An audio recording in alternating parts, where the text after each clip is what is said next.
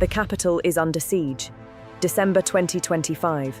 Not from terrorists, not from rioters, but from teenage gangs armed with machetes who operate with absolute impunity, while Prime Minister Keir Starmer's promises ring hollow in Parliament. While politicians debate policy, children continue dying on our streets. While ministers announce crackdowns, knife-wielding mobs storm schools. While Starmer pledges to halve knife crime, the bodies keep piling up, and the statistics tell a story of complete government failure. Just weeks ago, in November 2025, multiple people were stabbed on a train travelling from Doncaster to London. Armed police swarmed Huntingdon Station after witnesses saw a man holding a large knife on the platform. The suspect was tasered and restrained. 2 people were taken into custody. Starmer called the incident appalling and deeply concerning, yet offered nothing but empty platitudes while ambulances rushed victims to hospital. This is what Britain has become under his watch. Random stabbings on public transport, machete attacks during commutes, and a Prime Minister whose only response is to express concern on social media.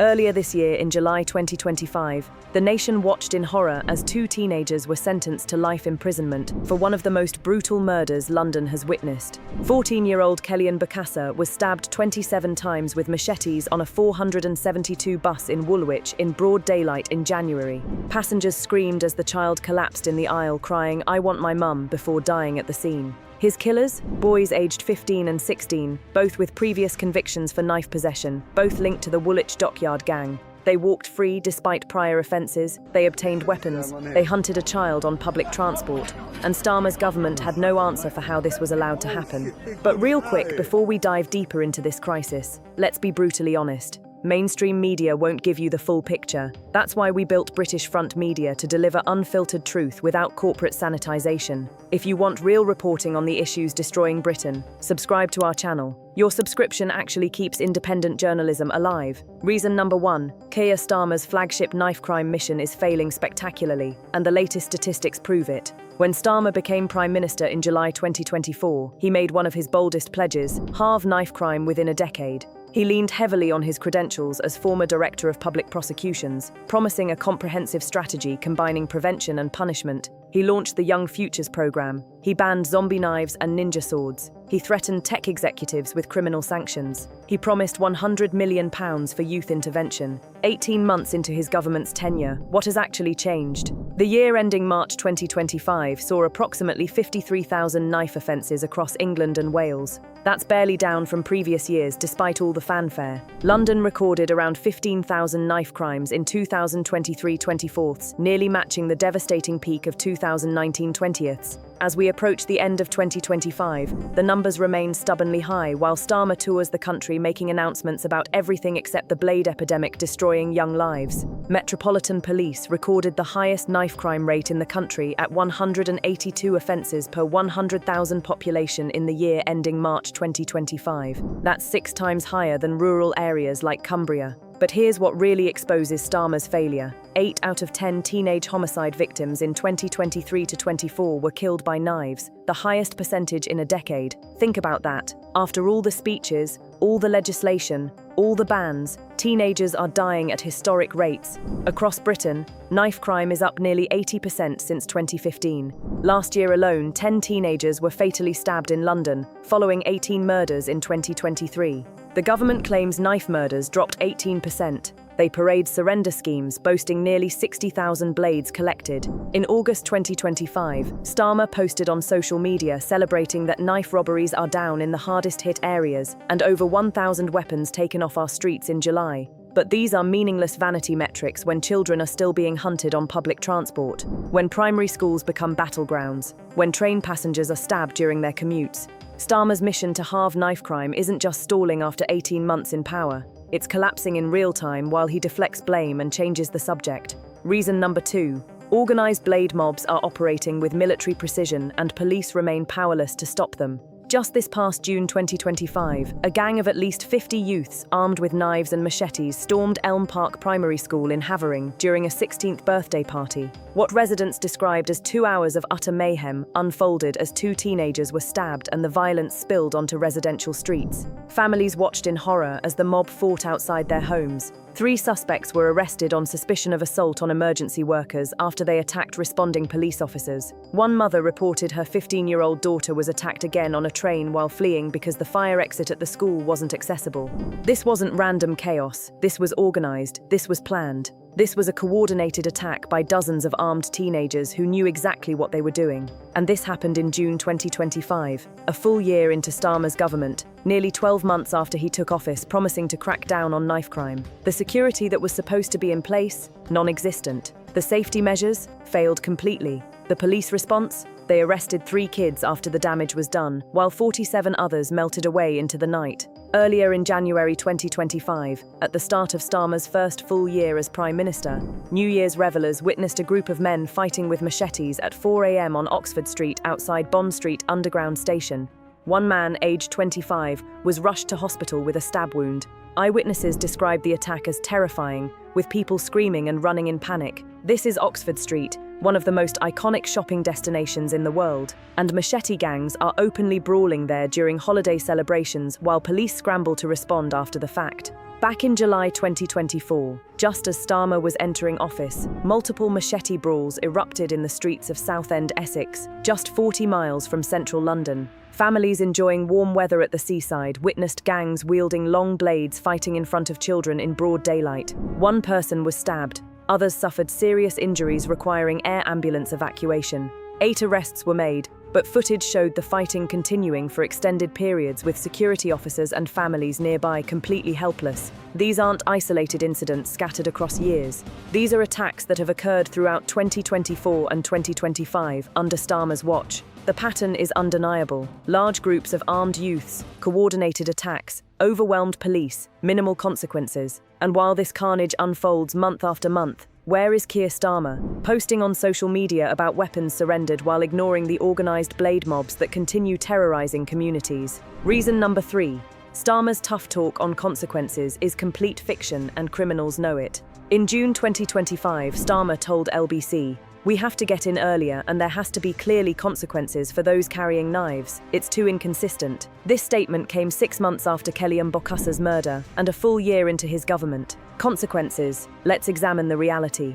Both attackers who murdered Kellyanne had previous convictions for knife possession. They were already known to the system. They were already caught with knives before. And what happened? They walked free, obtained machetes, and murdered a child on a bus in January 2025, just months after Starmer took power. The younger killer was involved in drug dealing. He was linked to a known gang. He had a knife conviction on his record, and he was still roaming the streets with access to weapons and the freedom to board public transport armed for murder. Where were the consequences? Starmer promises. Where was the intervention? Where was the supervision that should have prevented this murder that happened under his government's watch? Starmer announced back in 2024 he would bring an end to existing rules that mean young people carrying knives can escape sanctions simply by writing an apology letter. An apology letter, that's still the standard in many cases. A teenager gets caught with a blade capable of killing someone, writes "I'm sorry," and walks away to re-offend. This isn't criminal justice. This is criminal negligence by the system itself, and Starmer has done nothing to change it despite 18 months in power. The prosecution statistics tell an even grimmer story. In the year ending March 2023, there were almost 19,700 cautions and convictions for knife possession. But here's the critical detail. Only about 30% receive immediate imprisonment. The majority get community sentences, suspended sentences, fines or cautions for carrying weapons designed specifically to kill human beings. Has this changed under Starmer? No, and criminals know it. That's why they keep carrying. That's why they keep killing. Reason number 4. The Prevent program catastrophically failed in 2024, and Starmer's government buried it throughout 2025. The Southport attack in July 2024, mere weeks after Starmer took office, exposed the most damning failure of all. Axel Rudakubana, 17 years old, murdered 3 young girls at a Taylor Swift-themed dance class. The Prevent Counter-Extremism program wrongly concluded he posed no threat despite clear evidence to the contrary. He was on their radar, he exhibited warning signs, he was assessed, and they cleared him. Then he committed one of the most horrific mass killings Britain has seen in years. It was revealed that the teenager purchased the murder weapon from Amazon online. He was 17 at the time, under 18, legally prohibited from purchasing knives. But Amazon's trusted ID verification services failed completely. In January 2025, Starmer described the process as shockingly easy and called the killer a 2-click killer. 2 clicks. That's all it took for a teenager flagged by Prevent to obtain a murder weapon and slaughter children. That was January 2025. We're now in December 2025, 11 months later. What has changed? The government accepted all 14 recommendations from the Prevent review and pledged to get Prevent right, but the reforms remain largely unimplemented. The online verification systems remain inadequate. Amazon still sells knives with the same flawed age checks. And Starmer? He's moved on to other announcements, other photo opportunities, while the families of Southport victims are still waiting for meaningful change a year and a half after the attack. Reason number 5. The root causes are accelerating in 2025, while Starmer focuses on superficial solutions.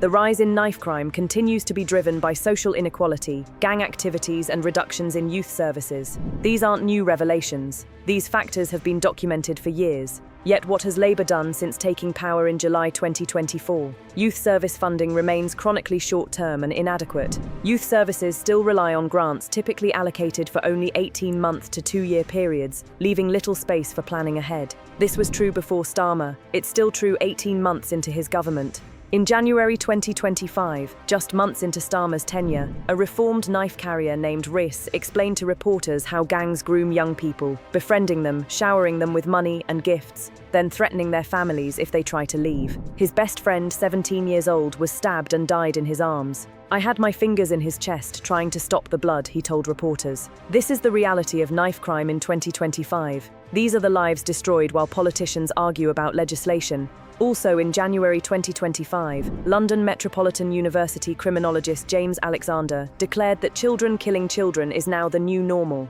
The new normal. Those words were spoken at the start of this year under Starmer's government. He traced the situation to housing estates in deprived areas where survival requires showing you can be violent, that you can carry a knife. As community ties weaken and the drug trade expands, young people become estranged from family members who might have acted as informal guardians. Starmer's response throughout 2025: launch the Young Futures Prevention Partnerships, create task forces, issue consultation papers. But none of this addresses the fundamental problem: decades of disinvestment in the communities producing these desperate children. Labour has been in power for 18 months. Where is the massive funding injection youth services desperately need? Where is the comprehensive strategy that addresses poverty, education, housing, and mental health simultaneously? Instead, we get press releases and photo ops while the crisis deepens. Reason number 6. Londoners have lost faith in 2025, and Starmer has lost control of the narrative. As we close out 2025, the statistics paint a devastating picture. London continues to struggle with 188 knife crimes per 100,000 people, despite Starmer's major police initiatives announced throughout the year. The capital still sees 40 daily knife offences on average, including 3-4 requiring hospitalisation, 40 per day. Every single day in 2025. While you read this sentence right now in December, somewhere in London, someone is being threatened, robbed, or attacked with a blade. Hospital data reveals that 42% of stab victims don't report attacks to police, suggesting official statistics dramatically underestimate the crisis. Nearly half of all stabbing victims never even contact authorities. Why? Because after 18 months of Starmer's government, they still don't believe police can protect them. Because they fear retaliation. Because they've watched this government make promise after promise with minimal results. Metropolitan Police Commissioner Mark Rowley admitted he fears knife crime is becoming normalised because people dismiss it as gang crime that won't affect them. But 2025 proved otherwise. The June attack at Elm Park Primary School proved otherwise. The November train stabbing proved otherwise. The January Oxford Street machete brawl proved otherwise. The murder of Kellyanne Bakassa on a public bus proved otherwise. Nobody is safe when blade mobs operate with impunity. So here's where we stand as 2025 comes to a close. Keir Starmer, who built his entire crime-fighting credibility on being Director of Public Prosecutions, who promised to halve knife crime, who launched mission after mission and program after program, has presided over 18 months where teenagers continue dying at historic rates, where organised gangs storm schools, where machetes appear on Oxford Street during New Year celebrations, where 14-year-olds are executed on buses, where train passengers are stabbed during commutes. His government banned zombie knives in September 2024. Thousands were surrendered, and the killings continued throughout 2025. His government threatened tech executives, new regulations were proposed, and the killings continued. His government launched Young Futures Partnerships. £100 million was pledged, and the killings continued month after month. Because all of these are reactions, all of these are political responses designed to create headlines and shield ministers from criticism. None of them address the brutal reality that entire communities have been abandoned, that thousands of children see violence as their only option, that the social fabric holding Britain together is disintegrating. The question facing every Londoner as we enter 2026 is this: how many more teenagers must die before this government moves beyond promises? How many more families must bury their children before prevention becomes genuine priority instead of political slogan? How many more communities must descend into violence before adequate resources flow to youth services, mental health support, and intervention programs that actually work? Keir Starmer stood in Parliament and declared knife crime a national crisis. He was right, but recognising a crisis and solving it are two completely different things. And right now, in December 2025, as another year ends with blood on London streets, 18 months of Starmer's government have produced nothing but failed promises and rising body counts. The blade mobs are winning, the government is failing, and Britain's youth are paying the price with their lives.